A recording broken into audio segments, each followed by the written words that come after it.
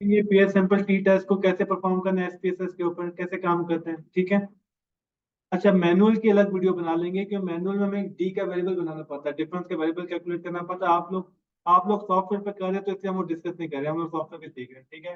ये हमारी data file है, जैसे हम डेटा फाइल को पहले एक्सप्लोर कर चुके हैं।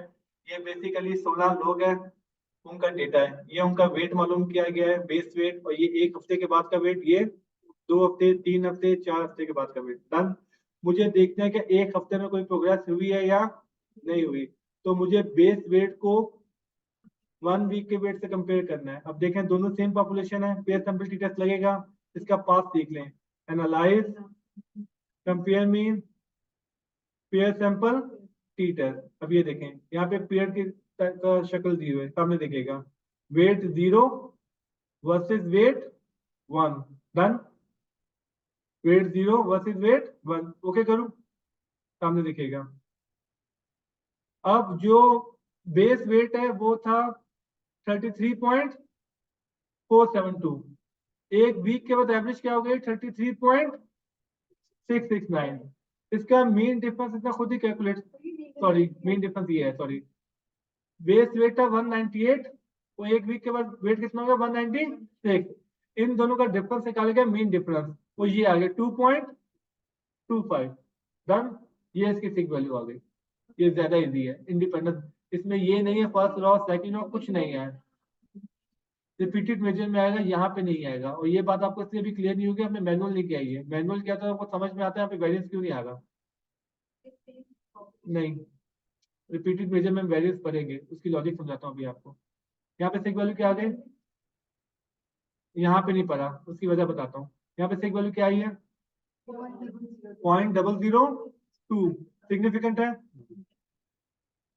इसका मतलब है वीक 1 में सिग्निफिकेंट इम्पैक्ट आया है। कितने का इम्पैक्ट आया है। अब एक मेरा क्लाइंट मुझसे कहता है, भाई पहले हफ्ते तो फर्क आता ही आता है, देखते हैं पहले हफ्ते और दूसरे हफ्ते में फर्क आया है या, कैसे मालूम करेंगे, टाइलर जल्दी से बताएं। Analyse, compare mean, pair sample T test. इसको हटाना जरूरी नहीं है, लेकिन हटा देते हैं। वीक 1 ले लेते हैं। आप एक बार में मल्टीपल पेयर बना सकते हैं, 1 2 2 1 2 3, जिसको भी कंपेयर करना है आप लोग कंपेयर कर सकते हैं। ओके करो जी, ओके कर दिया। वीक 1 का एवरेज वेट कितना था, 196। वीक 2 के बाद कितना हुआ, 190। कितना डिफरेंस आया है, और सिग्निफिकेंट है, ये भी सिग्निफिकेंट आया, मतलब दूसरा वीक भी आपने अच्छा गुजारा है। सिग वैल्यू 0.05 से कम है, इसका मतलब है μ1 माइनस μ2 इक्वल टू 0 नहीं है, 2 का डिफरेंस आ गया है। वीक 2 और वीक 3 देखें, समझ में आ गया या इसकी मजीद प्रैक्टिस करने की, ठीक है। फिर से कर लेते हैं, वीक 2 वर्सेस वीक 3, ओके करें। इसका वीक 2 में 194 192 2, ये भी सिग्निफिकेंट है, डन हो गया। पेयर सैंपल सिंपल था। अब वीडियो बहुत छोटी है तो एक छोटा सा काम करते हैं, तो एक मैनुअल बात को डिस्कस कर लेते हैं ताकि क्लियर हो। यहाँ पे वेरिएंस वाला मसला हमने, अब ये समझिएगा। एक्सेल की फाइल कहाँ गई हमारी, एक्सेल ओपन किया हो, चलो हमने, ये देखें क्लास, डेटा कॉपी पेस्ट कर लेता हूँ ताकि सेम डेटा हो तो फिर आसानी हो जाए। ये वेट 0 है, ये वेट 1 है, सामने देखेगा, कॉपी, ये देखिए, वेट 0 और वेट 1। बेसिकली पेयर टीचर क्या करता है, पहले डी निकालता है। डी का मतलब क्या, दोनों का डिफरेंस निकालो, माइनस दिस। तो ये डी का वैल्यू बन गया, बोले आ गया, क्लियर। अब एक काम करते हैं, सब कुछ यहीं पे डिस्कस कर लेते हैं, पेंट पूरा मैनुअल डिस्कस कर लेते हैं। इसका एच नॉट वही है, आपने पढ़ा हुआ है, μ1 माइनस μ2 इक्वल टू 0। इसका फॉर्मूला क्या देखिएगा, mean difference divide by standard error. याद आया, वन सैंपल टी टेस्ट में हर जगह हमने यही पढ़ा था, दोनों के मीन डिफरेंस के फॉर्मूले चेंज हो गए थे। अब मजे की बात, ये स्टैंडर्ड एरर किसका यूज करें, वेरिएबल 1 का, वेरिएबल 2 का, कंफ्यूजन पैदा होगी। इंडिपेंडेंट टी टेस्ट में तुमने दोनों को यूज कर लिया था ना, यहाँ पे किसका यूज करें, नहीं। अब यही तो पॉइंट है, यहाँ पे मीन डिफरेंस किसका यूज करें। हमने जो डी वेरिएबल बनाया है ना, सब कुछ इसका यूज होगा। अब ये एक वेरिएबल बन गया है, ये बात समझ में आ गई। अब हमारा हाइपोथेसिस क्या है कि मीन डिफरेंस किसके बराबर है, 0 के। क्या हाइपोथेसिस जीरो के डन हो गया। अब आप इसका मीन कैलकुलेट करें, ये देखें इक्वल टू एवरेज। आपने ये एवरेज कैलकुलेट करनी है इसकी डिफरेंस की। एवरेज कितनी आएगी 2 पॉइंट, सामने सामने देखें ऊपर 2 पॉइंट क्या आ जाएगा 25। ये समझ में आ गया। ये एवरेज मीन डिफरेंस है। इस वेरिएबल का मीन निकालेंगे तो ये मीन डिफरेंस आ गया, क्योंकि ये वेरिएबल खुद कैसे आया डिफरेंस से। इसका मीन निकाल के इसका मीन निकाल के डिफरेंस निकालेंगे तभी ये वैल्यू आएगी। क्या क्या दिखाऊं, मैंने आपसे कहा ना ट्रस्ट किया करें, ठीक है। ये मैंने इसकी एवरेज कैलकुलेट की, इन दोनों की एवरेज कैलकुलेट करेंगे ना, ये देखें।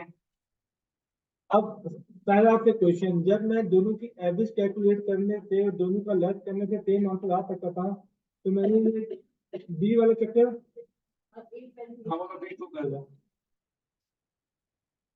अभी देखिए दोनों का मीन आ गए 198 माइनस 196, सेम वैल्यू है 2.25। जब दोनों के मीन डिफरेंस करके मैं 2.25 निकाल सकता था, तो मैंने इतनी लंबी स्टोरी क्यों की? नहीं नहीं, हमने ऊपर 2.25 भी लिखना है ना। हाँ मिलिए ना, सही आंसर दिया। स्टैंडर्ड है कैलकुलेट करना था, तो इसके लिए तो टेबल निकालना ही था। अब बेसिकली मैं इस वेरिएबल का क्या निकालूंगा, स्टैंडर्ड डेविएशन। पहले स्टैंडर्ड डेविएशन निकलता है ना, standard deviation n under root से डिवाइड होता है, याद आया आपको? स्टैंडर्ड डेविएशन कितना है 2.43, इसका n कितना है 16 है, तो स्क्वायर रूट ऑफ n 16 कितना हो जाएगा 4। फॉर्मूला क्या था, standard deviation divide by under root n, याद आया आपको? पेंट में लिख भी देता हूँ अगर आप भूल गए तो।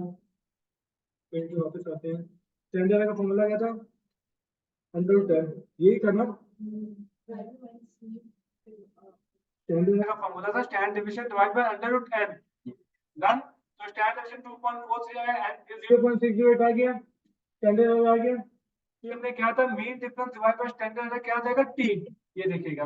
अब मीन डिफरेंस मेरे पास 2.25 आ चुका है, ये देखिए 2.25 डिवाइड बाय ये स्टैंडर्ड आ गया, t कितना आ गया 3.69। आपने नोट किया ये जो पीछे आपको सवाल करके आ रहे हैं, जो पहला आपने सवाल किया था ये देखें, यही हमने सॉल्व किया है। इन्होंने स्टैंडर्ड में क्या निकाला 0.609, सामने सामने देखें। हमने यही चीज मैनुअल निकाल ली, हमने मेन डिफरेंस कितना 2 पॉइंट, इसने क्या निकाला है, इसका हमारा स्टैंडर्ड है 0.609, इसका क्या है हमारा टी क्या है 3.69, इसका टी क्या है 69। तो ये सारा जो हमने सॉफ्टवेयर पे गया वो सारा हमने मैनुअल कैलकुलेट करना सीख लिया। अब पॉइंट क्या है, एक्सेल में देखें डी वेरिएबल कितने हैं, एक ही है ना, तो इसके वैल्यूज को भला आप किसके वैल्यू से कंपेयर करेंगे, एक ही वैल्यू है ना, वेरिएबल एक ही है ना, तो इसका वैल्यूज आप कंपेयर नहीं कर सकेंगे। डन। एक नई न्यूज सुन ले जो इस वीडियो में कवर नहीं करना चाहिए तो मैं कर देता हूँ, रिपीटेड मेजर नोवा में बैलेंस कैलकुलेट होगा, जानते क्यों? पेयर ज्यादा होंगे, समझ गए। वेट 0 माइनस वेट 1 एक डी बना, वेट 0 माइनस वेट 2 एक डी बना, वेट 0 माइनस वेट 3। तो जितने डी बनेंगे तो हर डी का वैल्यू दूसरे वैल्यू से कंपेयर होगा। लेकिन ब्रेकिंग न्यूज ये वहां पे हम उसको स्पेसिटी कहेंगे, क्या कहेंगे स्पेसिटी, क्यों कहेंगे क्योंकि वहां पे लेबनीज नहीं होगा, क्योंकि लेबनीज डिफरेंट ग्रुप का वैल्यू ट्रिपल करने के लिए होता है, सेम ग्रुप के लिए लेबनीज चला जाता है, फिर स्पेसिटी आता है, मोस्टली आता है, डिफरेंट टेस्ट आते हैं। क्लियर हो गया। आसान जबान में समझाऊं तो जब आप डिफरेंट ग्रुप के मीन को कंपेयर करें तो इंडिपेंडेंट टी टेस्ट था, सेम ग्रुप को करें तो फेयर टी टेस्ट था। तो जब आप डिफरेंट ग्रुप के वैल्यूज को कंपेयर करते हैं ना तो लेबनीज आता है। जब सेम ग्रुप के वैल्यूज होंगे तो लेबनीज आपको बचाने नहीं आएगा, फिर हम नए टेस्ट करेंगे, वो जब हम रिपीटेड पेज को डिस्कस करेंगे उसमें कवर हो जाएगा, मोस्टली टेस्ट आ जाएगा। कौन आ जाएगा अभी ये देखेगा, अभी हमने तीनों परफॉर्म किया भी था, ठीक है। ये आप रिपीटेड पेज की वीडियो देखेंगे ना, उसमें ये बात मेंशन हो भी जाएगी। एक काम करते हैं, ये देखें, ये इस वीडियो में शामिल तो नहीं करना चाहिए था, लेकिन मैं शामिल, ये रिपीटेड पेज नोवा में आ गया मैं, ये देखें वेट 0 वेट 1 2, ये सारे वेट मैंने एक साथ डाल दिए, 3 और 4 सब एक साथ हो गया ना, सिर्फ ओके। ये देखें मोस्टली का साहब समय पूरा लाइन पर क्या लिखा हुआ है ये आपको बताएगा वेरिएंस इक्वल है या वेरिएंस इक्वल। अब इसकी सीक वैल्यू ग्रेटर है तो मतलब वेरिएंस इक्वल है। ये फिर रिपीटेड भेजे कि नोवा। चलिए अभी आप इतना कुछ डिस्कस कर लिया। वन वे और नोवा में जब वेरिएंस इक्वल था वन वे और नोवा फॉलो करते थे, जब इक्वल नहीं था तो वेल्च फॉलो करते थे। याद आया? यहाँ पे कहानी चेंज हो जाएगी। ये वेरिएंस इक्वल है अनइक्वल है? इक्वल है। तो हम ये एज्यूम करेंगे, स्पेसिटी एज्यूम, ये वाली सीक वैल्यू फॉलो करेंगे। अगर ये वेरिएंस इक्वल ना होता ना, हम ग्रीन हाउस में जाते।